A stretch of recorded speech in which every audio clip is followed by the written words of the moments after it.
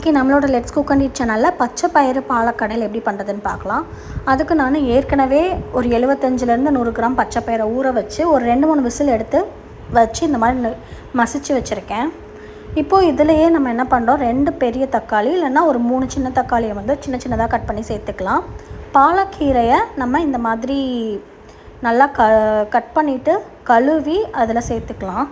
மண் ஏதாவது இருக்கும் கீரையில், அதனால் நம்ம கழுவி தான் சேர்த்துக்கணும். இப்போ கழுவி இதை சேர்த்ததுக்கப்புறம் கொஞ்சமாக சாம்பார் பொடி ஒரு ஸ்பூன் போட்டுக்கலாம். அதுக்கப்புறம் கொஞ்சம் மஞ்சத்தூள், தேவையான அளவு உப்பு, இது எல்லாத்தையுமே சேர்த்துட்டு கொஞ்சம் தேவையான அளவு தண்ணி சேர்த்துட்டு விசில் போட்டு ஒரு 2-3 விசில் வச்சு மறுபடியும் எடுத்துக்கலாம். இது நல்லா மிக்ஸ் பண்ணி கரண்டியில் வச்சு மசிச்சு கொடுத்துடலாம்.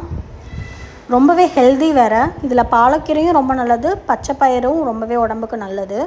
இப்போ இதுக்கு ஒரு தாளிப்பு கொடுத்துடலாம். கடாயில் நல்லெண்ணெய் விட்டுக்கிட்டு தாளிப்புக்கு வந்து கடுகு, உளுத்தம்பருப்பு, சீரகம், சோம்பு எல்லாம் போட்டு தாளிச்சுக்கலாம். 2 வத்தல் கூட நம்ம இதில் சேர்த்துக்கலாம்.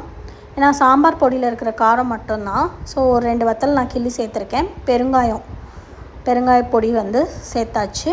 கொஞ்சமாக பூண்டு பெருங்காயம் வந்து இந்த மாதிரி கீரை பயறு வகைகள் சேர்க்குறது ரொம்பவே நல்லது.